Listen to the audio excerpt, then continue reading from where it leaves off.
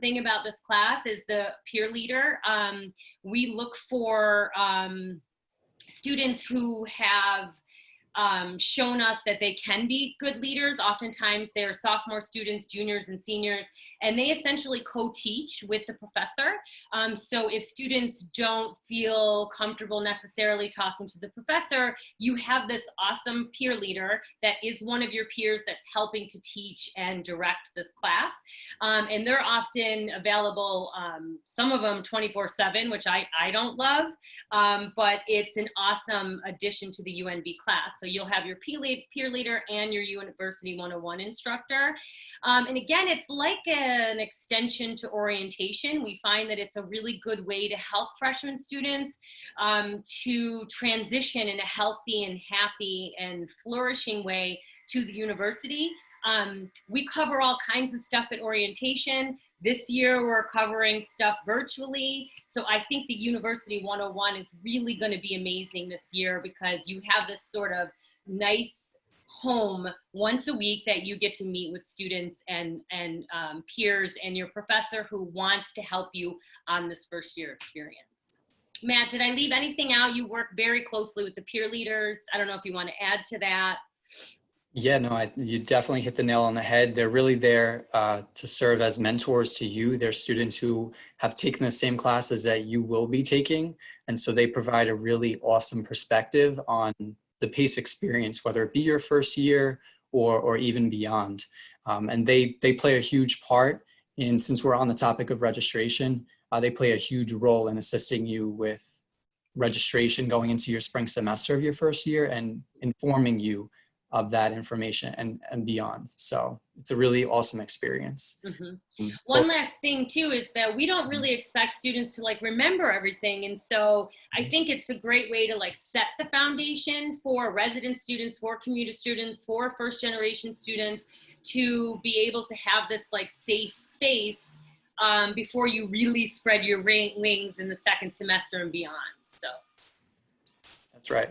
So that's a taste of your support structure in your first year. Now getting on to how your first semester schedule is actually created. Let's move on to that. So your first semester schedule is created by a professional academic advisor within the area of your intended major or undecided major or program itself. We have a little chart right here just so you can visualize the information that gets placed into the creation of your personal schedule. So that you know, once you deposit, you are asked to register for orientation. While you are registering for orientation, you will be prompted to complete a course selection questionnaire. So that's the questionnaire portion. And you will also be asked to complete placement exams. I'll go a little bit into the questionnaire itself and answering those specific questions. Shannon will cover the placement exams. We'll go into that a little more as the presentation goes on. So that information gets sent to an academic advisor so they can begin creating your schedule.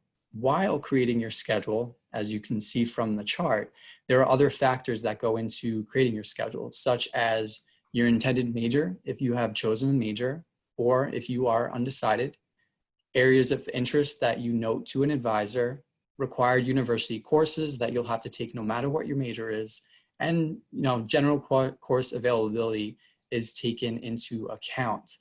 So advisors are creating your schedule with all of these factors and the idea in mind that they want to give you a holistic experience, a well-balanced schedule that you can handle your first semester as you're adjusting, so you have a timely graduation and a successful start to your time at PACE. So a little going into the course selection questionnaire itself. We have screenshots of what that questionnaire will look like. And you could think of completing the questionnaire as if you're creating a profile about yourself or having a digital conversation with an advisor. So upon creating your profile, you will have the opportunity to let an advisor know if you are planning to commute to PACE. As an advisor, I find that students have different definitions of what commuting to PACE might be. So from an advisor perspective, that means you're not living in the residence hall. Sometimes we'll see students who are coming from the West Coast, maybe California, and they'll note that they are commuting. but they'll actually really live on campus in the residence hall. And I think to myself, shoot, they're really racking up on the miles, but they're actually, just living in the residence hall and not commuting. So again, as an advisor, commuting means that you are not living in the residence hall. And that's important for us because that allows us to understand how we are navigating the days and times of your schedule. So next up, you'll have the opportunity to let us know if you plan to possibly change your major to another major, or you're changing your major to undecided, or you were undecided at first and now you'd like to declare your major. So you can note that and you can inform us of that. You can also let us know if you have intentions of pursuing medical school. This mainly impacts the math class that you might begin with your first semester. Next, you'll be able to choose your learning communities. Students in our UNV classes have lots of questions about learning communities, so I'm sure you might too. In a nutshell, a learning community links two courses from different subjects. So you can have a class in history that is tied to an art course, or you might have a computing course that might be compared or paired with a business course. We use the learning communities as a way for you to connect more with your professors and have a different learning experience when it comes to the topics that you love, or exposing you to new topics that you've never learned before or experienced before. In some kind of capacity, learning communities satisfy courses that might either be directly related to your major or required of your major, or a university core course that you will be required to take no matter what your major is. Some learning communities, it's important to note, some learning communities are restricted to certain majors. So when you are choosing your learning community, as you can see from the screenshot, we encourage you to be open because you can pick multiple options. We encourage you to pick topics of interest to you, be open. The reason we ask for the multiple options is because sometimes your first choice simply doesn't work out for your schedule, whether it's because another course conflicts with that, or you have a requirement for your major. And so we look into the different options for you. Can I just say something, Matt? Go for it. I was going to ask you too. Yeah, so the learning communities, why they're designed is because it essentially gives you like this weird high school experience. Some students love it and they take one every semester. Other students hate it and they're like, get me out of this freaking learning community. But the idea is that you are in two classes with the same students. Super intimidating to meet people when you first get to college. And so it helps to sort of soften that because you're spending more time with your classmates. Many institutions do it in the country because it's shown to help students to make relationships and be able to feel more comfortable on making, like, again, friendships or at least like study partners with the learning communities. And it also inspires you to think about how all the different subjects that you are learning, how they connect, because in many ways they do. So that encourages just a different dynamic to your learning experience that you might not have had in school. So moving on from learning communities, we do have an areas of interest column that we ask for you to select. So these areas of interest might be directly related to your major, or they might be unrelated to your intended major.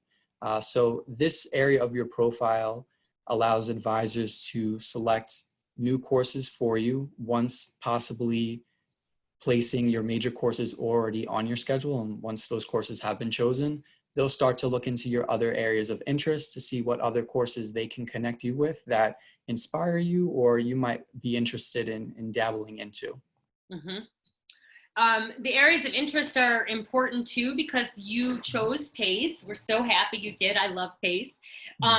It's a liberal arts institution, so almost half of your college curriculum, as most liberal arts institutions are in the country, if not all, you have this whole liberal arts core that you have to take. Works out really well for students who are undecided and or changing majors because you have this 60 credits that you have to take that have nothing to do with your major.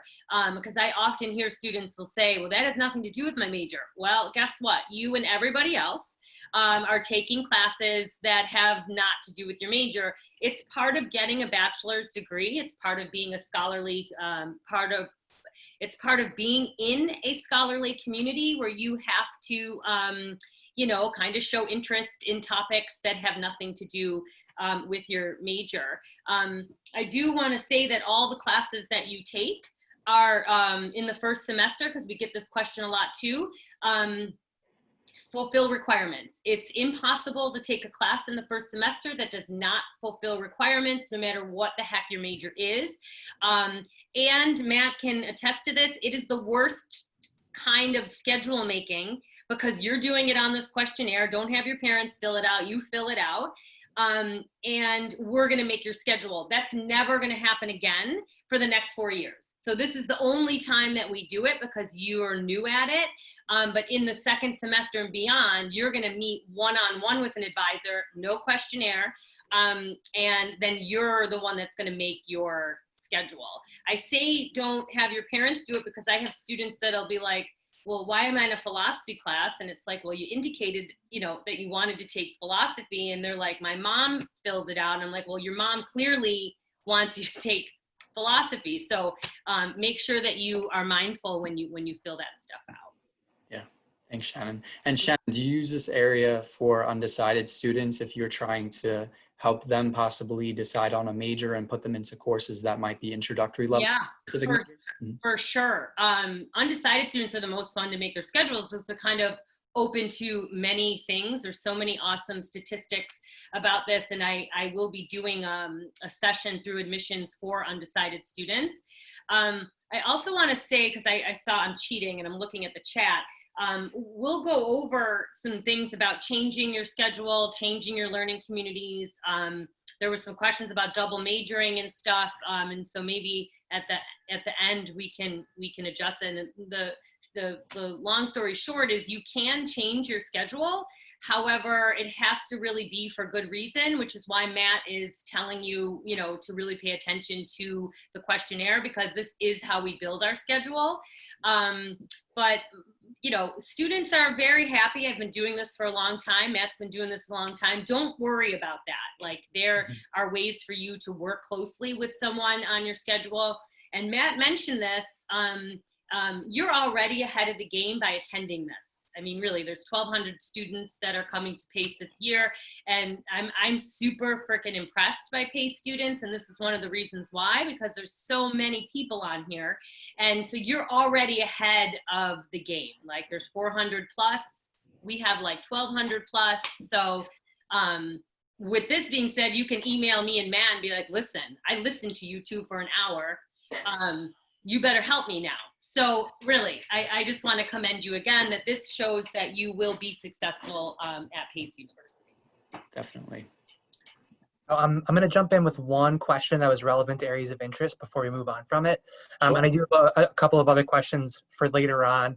But for this one, the student had asked if they are selecting areas of interest, how will those relate to the classes that they're taking in the fall? So for example, if they choose a class that is, you know, religious studies in here, does that mean they're going to have a religious studies specific class, or is this just something to help advisors with just general topics of areas that they're interested in?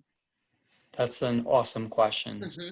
As I'd mentioned, what advisors are focusing on, and a lot of students like this, is that we're focusing on first making sure that you're placed into whatever major courses that you can begin with, because you are coming to PACE to focus on a major. So that's sort of our priority, right? As Shannon mentioned, we are a liberal arts school. So part of your core requires you to take liberal arts classes that might not specifically be required of your major. That's where we dive into these areas of interest so that we can draw upon what you're telling us you're interested in, and we can look into liberal arts classes that might connect with your interest. Yeah. So to answer your question, if you were to put down religious studies, like when I go, because I make the schedules for undecided students, if I see religious studies, I'm giving you a religious studies class. And then I'm going to go down the line. If I see economics, I'm giving you an eco class. And I sort of go down the line like that. And then, like Matt said, if there's a class closed or you don't we're going to get into placement testing in a minute, but if you don't meet the requirements for whatever reason, then you won't be able to have that class. But yes, you will seemingly get the classes you put down as your area of interest. So if you're an accounting major and you're interested in photography, like I kind of love those positions, you need to put that down so that we can get you a photography class. Yeah, certainly. Right. And keep in mind too, that this is just one semester at PACE, 4 to 5 classes. You will have other opportunities to select those classes moving forward too. I just want to be mindful of that too, because it could feel overwhelming, but just remember it's about 4, 5, 6 classes that you're choosing just for your first semester. And there are other semesters that come up too. Yeah. So speaking of areas of interest and other classes that you will need to be taking, we have a second language requirement at PACE. So on the questionnaire, we will ask you what second language you might possibly like to take. Not all the times do first year students begin second language in their first year. Sometimes it's required for specific majors that are more language based. But we'd like to know ahead of the game what area you might be interested in studying, so that if the chance does come up and you do get selected to take a second language for your first semester, we're placing you into the right class. All right, so lastly, advisors want to know if you have taken any courses in high school that were college bearing. So if you've taken any courses in high school that you could potentially receive college credit for. We want to know this information so that you are not placed into a course you might already have credits for, worked hard for that credit, and we want to make sure that that pays off for you. So please, it's your responsibility to send that information to our undergraduate admissions office. This questionnaire indicates to us that you might have credits coming in, but it does not automatically mean that you've received credit for that class. Again, it's your responsibility to send that transcript into PACE to our undergraduate admissions office. Sometimes students think that when they indicate that on this questionnaire, that that's how they receive the credit, but you actually have to send that information into PACE, okay? So note that for yourself, star that. So I'm gonna turn to Shannon so she can inform you about our placement testing. Okay. I saw so many questions about placement testing. So Yeah. I also coordinate the placement testing on the New York City campus. So all first year students must take the placement exam. If you scored a 4 or higher on your AP, you will be exempt, but universities in this country do not receive the AP exams, the formal AP exams, until sometime in July. So you will continually see that on your checklist that you need to take placement. There's also an email that you can submit questions to that will come to me, and I'll be able to specifically answer your questions. I saw some questions about errors. I saw some questions about how long do you have to take the placement. You definitely, as soon as you deposit and decide to come to PACE, you should take your placement exam. You can't fail the placement exam, so I don't want you to get nervous. It really is only measuring. It's not even testing. It's measuring your ability so that we can place you in the proper and appropriate class for you to be successful. The English, majority of students test into English College Writing 1, and that's because this is your first semester at PACE. It makes sense. You're in your first semester, you're in College Writing 1. There are some students who are super fancy and they place into College Writing 2, and that's awesome. And therefore you will be placed into English 120. Again, not for you to stress over. You can't fail it, but you do have to be mindful, do your best. You have to, it's a one essay, and you do your best. As for the math, same thing. There are some students who place really low, and that just means that you hate math, you're terrible at math, math bores you, you hate math, basically. Not to stress over, it just means that you will be in a prerequisite so that you can take the math that's required for the major. Some students, again, super show-offs, they get every math class correct, which means that they place into a higher level math class, but it also means that they don't need to take the prerequisite. So it's really nothing for you to stress over. The second language placement is designed for students who want to study the same language that they did in high school. So let's say that you just, rocked Spanish, and you get here and you're like, I don't want to start over. I want to take the Spanish language. You have to. You take the Spanish language, and then the Spanish language will place you into the course that you are intending to study. Students need to take 2 semesters of a language. Doesn't matter when you start it. Some students are like, I want to start it right now in my first semester. But a lot of students wait until their sophomore year. Ideally, with the language, you would take it in fall, spring. So let's say that I wanted to learn Arabic because I'm Lebanese. I would take Arabic 101 in the fall and Arabic 102 in the spring. This way, you only have like a month between the semesters to study the language. Some students, however, take Spanish and they place right into Spanish 280, in which case you're taking an intensive review of Spanish. And I always encourage those students to continue on because you're great at that language. And so that's really the nature of the placement exam. It's really important for you to know that you cannot fail. I saw one question about an error. Again, there's a placement email that'll get to me, but I go in and essentially when there's an error, I can reset. But that's something that you can, it's very clear, it's pretty intuitive. If you have problems with the placement exam, which are pretty rare, the system is pretty intelligent where there's not a lot of errors. But if you experience an error, you just shoot an email and we'll work that out for you, no problem. Placement exams are PACE specific. Oftentimes students are like, can I get my score? Will it transfer somewhere else? It doesn't. It's very much PACE specific. And it's in part because the English department likes to set the foundation and get you into college writing 1 and 2 so that you can, when you're a more seasoned student, you have that foundation. And PACE is very math intensive. They take it very seriously. And so they put you in the correct course. I hope that answers all of the questions, but first year students, all students must take math and English.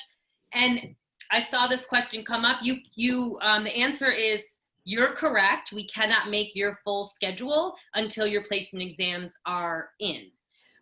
If you took the placement and haven't signed up for an orientation, your schedule will not be made. They kind of go hand in hand. So make sure you sign up for an orientation, take your placement exams, and then you are good to go. Mm-hmm. Awesome. Thank you, Shannon. Yeah. And that's where we're going to save time at the end for question and answers, because we know that we might not have answered all of your questions throughout our slideshow here. So we want to make sure that we're trying to answer as many questions as we can. So at orientation, you will be connected with an academic advisor and you check in about your schedule. Certain programs, your advisors might have contacted you already. For the most of us, we will be connecting with an advisor at orientation and checking in about our schedule. Post orientation, you will have access to an advisor. Shannon and I here can say that our view is once you attend orientation, you belong to us and you will have somebody to reach out to. We want to make sure that all of your questions are being answered. Also following up with orientation, Student Life has events in store that you want to keep in touch with. I will also be holding virtual office hours. Shannon mentioned that she'll be available. I'll be holding virtual office hours if you ever wanted to hop on Zoom and have a chat if you had any questions. So that is what Shannon and I have on our ends. Thank you so much for taking the time to listen to us. I'd like to open the floor up to you for questions that you might have. It looks like the chat right now is hot. That is our contact information if you wanted to get in touch with us after this presentation. But what kind of questions do we have going on in the chat that we might be able to answer? All right, so I have a few. Get ready. Well, first off, get ready for like 100 emails when you log into your email next.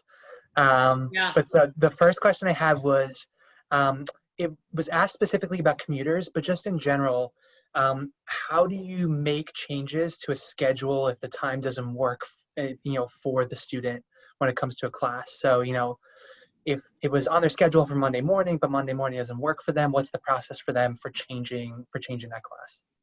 Hmm. That's an awesome question. So at orientation, you'll be able to connect with an advisor about this. The reason why you connect with an advisor at orientation is because they want to inform you as to why your schedule was created the way that it was. In certain scenarios, if you're a part of maybe a particular major, maybe that major course is only offered at specific days and times. So they want to inform you of that. But they will inform you to get in touch with the first year experience office if there are changes that need to be made to your schedule after that advising session. And for the undecided students, you're going to meet with me at orientation, and then I'm the one that makes your changes. So it is a good question, but again, if you fill out the questionnaire appropriately, because it asks for time constraints and stuff, if you're mindful about that and you really think about it, then we should be able to make your vision a reality when it comes to the questionnaires. There are things that definitely change, but in our experience, you will seemingly be happy with your schedule. Yeah, but all of these intricacies are going to be handled in a smaller platform where it'll actually be everyone's on Zoom and we can ask these questions. So don't worry about it. Just fill out the questionnaire, take your placement exams, and then the rest is up to us. The other question I saw was how do you get your placement scores? I should have been more specific. Those aren't something that gets posted, but you will see it on when you meet with your academic advisor. They will give you those scores at orientation. And also you'll be able to see what your English score was by way of where you placed, whether there's English 110 or 120 on your schedule. The other thing too is with these AP scores, or maybe students are taking summer classes somewhere else, you will continually get a check, on the checklist, it's going to say that you didn't take it. If you're unsure of a score, or I always encourage students to take the placement exam just so that this process can be taken care of. And then if and when you get the score, your scores will always trump placement. The transfer credit that you bring in always trumps placement. So that's a really good reason to change your schedule, because if you placed into 110 but then you brought in 110, then we got to switch your schedule to 120. So this should be very fluid and very intuitive. I come back to that word, because once you set all of this in motion, and once advisors start making schedules, you will have contact with people for sure. Right. And to piggyback off of what Shannon said, from our experience, few students want to change their schedule at orientation because this process is pretty seamless. We've been doing this for some time now. Yeah. Great. Shannon, I like that you referred to the fall schedule as their vision. It's a nice way to think of it. Yeah. So the next question I had, how do I choose a minor? I tell students, just chill out on the minor for a second. You can do all that when you get here. Minors can be either a way to complement your degree, but it can also be something totally opposite. I used this example before where, let's say you're a Leuven student, and you're also in touch with this aesthetic culture and you want to do a minor in art. That's awesome. There are some programs that are highly prescribed. And what I mean by that is there's so many core requirements and major requirements that a minor just doesn't make sense. So I feel like a minor is a conversation. I'm glad you're asking, but that's more of a conversation for a one-on-one, because it really depends. For undecided students, they're like, I know what I want to minor in, but I don't know what my major is. It's, again, just chill for a minute. And you can talk more about it. The one thing I want to say is that students will often be like, I want to get 5 majors, and because I saw some questions about the double majoring and the dual degree, and you have to watch out for that too, because oftentimes, it was in the New York Times, however long ago, maybe 5 years ago, that they interviewed top executives. And a lot of times when students come out with so many majors and so many minors, that let's say you're in a marketing firm and I own the marketing firm, I don't necessarily want to hire someone that has 5 majors and 6 minors, because I would rather have someone where all their experience was in that of marketing. So again, super delicate, also super possible, but this is more of a conversation to have one-on-one, because we want to address your specific needs. The answer is yes, it's possible, but I'm going to question you on why the frick you want to do all of that. Yeah, and keep in mind, a lot of majors do not require a minor. I know that question was thrown out there. I saw that. There are very few majors that do require a minor. Also, minors are about, on average, 4 to 6 classes. So that's about 1 course per semester beginning your sophomore year. So that lets you know that you can, you have time. You don't necessarily have to jump into it your first semester, as Shannon mentioned. And that's why you are connected with a full-time staff or faculty member, so that you can have these conversations and make an informed decision about whether or not that's the best option for you, instead of hopping into it just because it sounds popular. Another question that had come up is, how do I know who my advisor is? I love that. If you're undecided, because you're my favorite and I'm going to take this time to plug it, I'm your advisor. So there's my name and my email. I'm going to regret this. You can email me. But mostly, like, for those of you at orientation, you may not be meeting your first year advisor until you get into University 101, but that's where Matt comes in, because Matt oversees all of University 101. So you may not know who your advisor is yet, because a lot of them are faculty people, like professors, and they don't really do this aspect of PACE, right? They're not in the orientation process, but you do have someone here, and the people that you will meet at orientation are sort of acting as your advisor, but they work primarily with sophomores, juniors, and seniors. Whereas Matt, this is why PACE pays him the big bucks, he's kind of responsible for all first year students, aside from undecided. All right, so Shannon, I have a triple question for you. Okay. They're all about placement exams. I know. So the first part is, where do I find placement exams? The second part is, how long are the placement exams? And the third part is, if I need extended time for a placement exam, how would I go about that? Great question. So all accommodations need to go through the accommodations office. I can do nothing about the extended times. So they need to go through our accommodations office. Admissions can connect you with that, and that's sometimes a long process. So work that out, make that a priority, and then the admission, and then the accommodations office will email me and let you know the time. The placement links should be sent to you as soon as you register for orientation. That can be a question for admissions, because although I wrote the information, I don't know how the information is being sent out. But those links should be, again, pretty freaking clear and intuitive. The English placement, it should only take you about 45 minutes, but I believe that it's timed for 2 hours. I say it should only take you 45 minutes because we used to do this, as you can imagine, not online. We used to do it in person, and we used to give just about an hour. So, and students usually finished about 45 minutes. So you'll have 2 hours for the English. The math, there's 2 parts. For those of you who hate math, bored of math, terrible at math, you're going to hate this placement exam. The first part is 45 minutes, and the second part is 30 minutes. Okay, great. So the next question I had was just about changing majors. So what's the process for, I've started PACE, I have my schedule, I take a few classes, it turns out that it's not, the major isn't exactly what I was hoping for, I kind of am, interested in another area now. What's that process for changing your major? Yeah, so you'll be directed to me.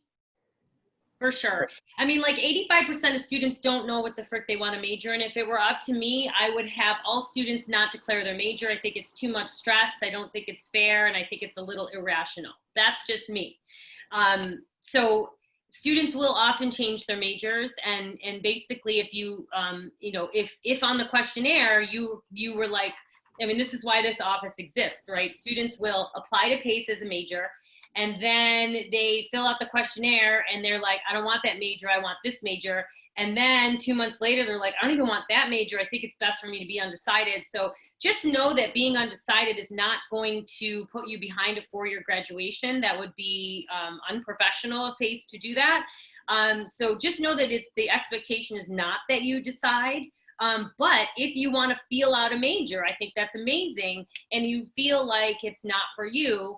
We see this with PPA students, and we see this with science, and we see this with Lubin, where it's like they get here and they're like, this math is too intensive. I can't be a business student.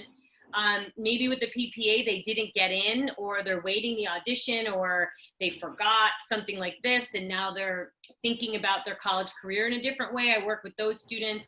And then I have students that come in, the sciences you see, where it's like, I was so good at science in high school, and I get here, I'm not so awesome at it. So I work with all of those students. The thing about my office and Matt's office too is that we don't really turn students away. So again, if you send an email and you're not undecided and you're like, I kind of liked what you were talking about in the presentation, can we talk more? Then we'll frickin' Zoom tomorrow. And Matt, same thing. That's just, you met us and now you have a contact at PACE. That's just how this is. So. Yeah. All right, great. So the next two questions are about foreign language requirement. So the first is, what is the foreign language requirement? And then the second was, if I'm taking the second language placement exam, should I be taking it in a language I want to learn, or should I be taking it to test out of having to take a foreign language? That's a good question. So the requirement right now at PACE is that you must complete 2 semesters in 1 foreign language. So that means that if you begin with the first level of Spanish in the fall semester, you must complete the second level of Spanish in the spring semester in order to fulfill that requirement. You cannot mix and match the different languages. It must be 2 semesters of 1 single language. Mm-hmm. So you'll complete the language placement exam if you have experience in the language that you would like to pursue at PACE. Sometimes students use that as an option to really dive into a language that they love and learn more about it. Sometimes students use that as an opportunity to take the placement exam in a language that they have more experience in. If you have more experience in the language, hypothetically, you might get a higher score, and that might assist you with potentially taking 1 less semester in the language. It really depends on your individual experience, Mm-hmm. something that you could speak with an advisor about. Mm-hmm. Great. Mm-hmm.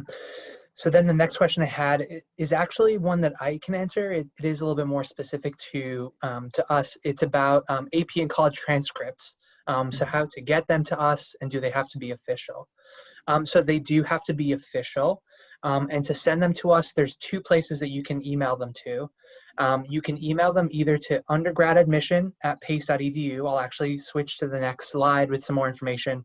So that email that's right in the middle, you can send it there, or you can send it directly to our assistant director, who takes care of all of the first year credits, AP, IB, dual enrollment, and that is Megan Mummy. So that email, and I think if Megan wants to put it directly in the chat, but it's mmummy@pace.edu, and that's mummy with an E before the Y. I can't see the chat, but I'm going to trust that Megan's putting it in there. But once we get those, we process those pretty quickly and get those over to advising so that they can take those all into account when they are putting together your schedule and when you meet with them at orientation. So for the moment, I don't have a next question up, but I just kind of wanted to see, for coming into the meeting with advisors at orientation, do you all have any specific advice for things that maybe students should have prepared that they bring into the meeting with, or are there certain things that they should, are there like tips and tricks to meeting with their advisor during orientation? I think because it's going to be a long day on Zoom, to just make sure that you're comfortable and you're well rested and that you can be in the present moment. This is new for every single student in the country, and you're part of this. This is something that we are going to look back on as a whole entire thing.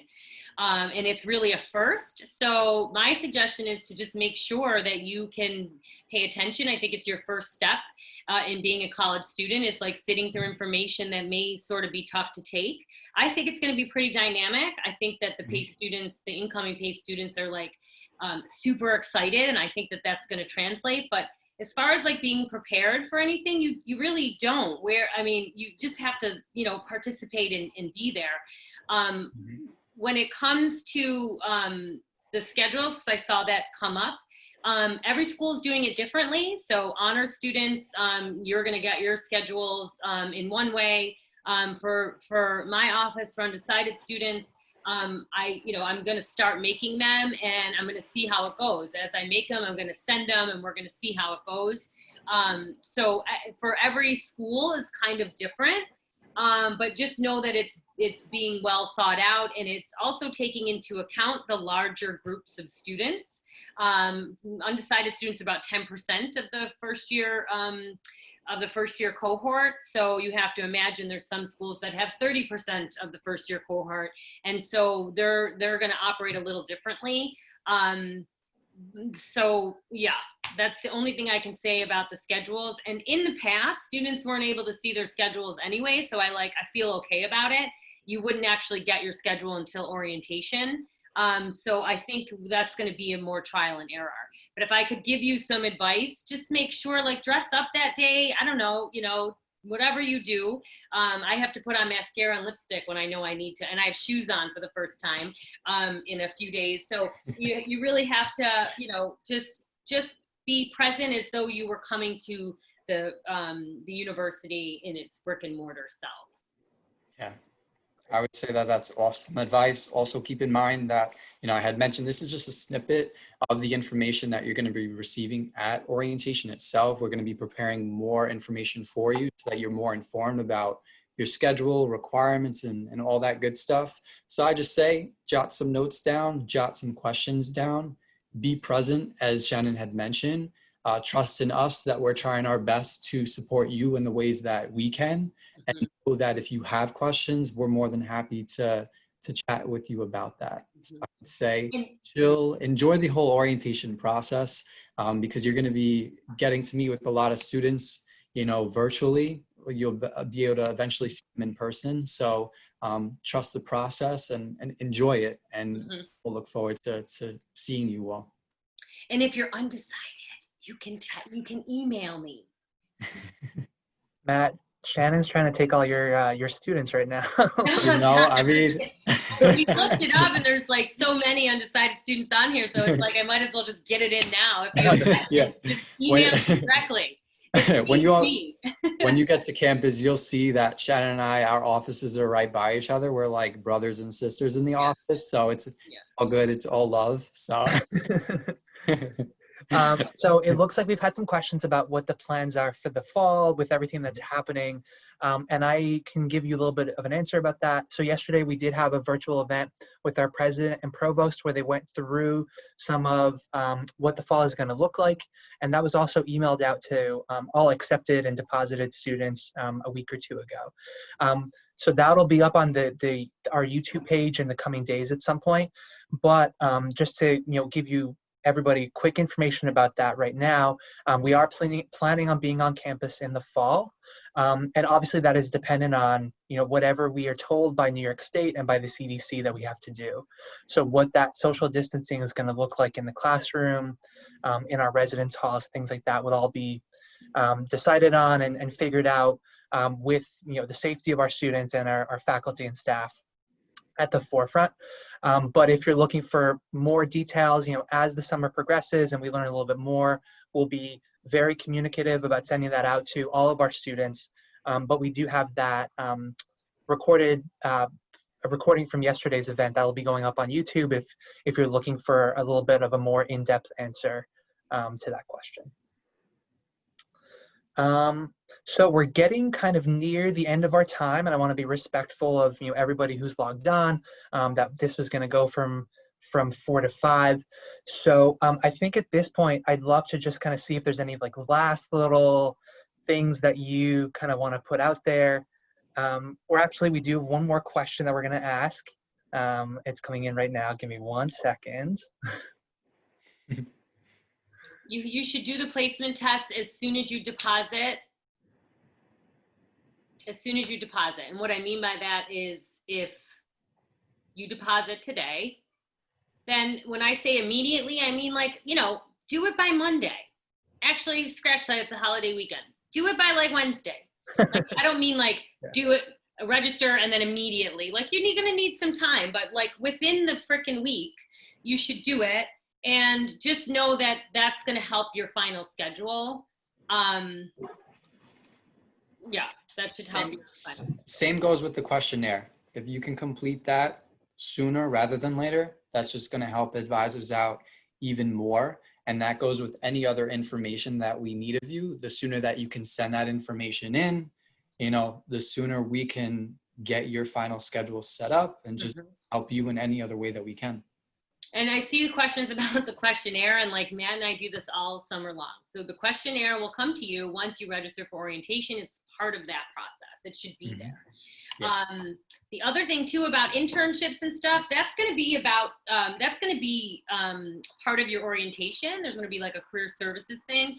It's one of the things that PACE is really known for. You'll get different things on, like different opinions on this. I don't think that it's necessary to do an internship in the first semester because in the first year, because you have so many things that you are going to be working out, I think, like between the transition and like leaving your parents and or commuting.